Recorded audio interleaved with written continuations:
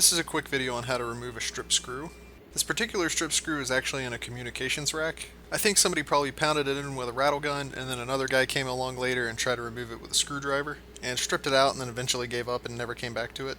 It wasn't really hurting anything, but I guess I just got kind of tired of walking in the room and seeing it there and feeling like it was kind of mocking me. Loose ends make my ass itch. So I thought it was time to remove it. To get the screw out, I'm going to use this titanium speed out kit.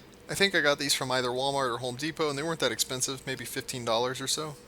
Mine came with 4 different bits for whatever size screw you're trying to extract. You'll want to use the side with a sharper drill bit tip on it first. This side is marked side A. I just put it in my drill here and tighten the chuck down. You have to put the drill in reverse so that the chuck is turning counterclockwise in the same direction you'd be going to remove the screw. And just drill the head of the screw out a little bit. And you don't have to drill for very long here, just deep enough so that it digs a little hole in the head of the screw. Then just flip the speed out bit around so that we can use the threaded side.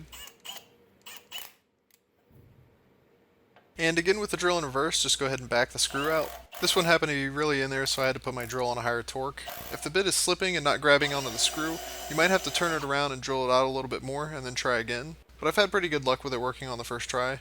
Anyhow, that's all there is to it. Hit the like button if this was helpful, and thanks for watching.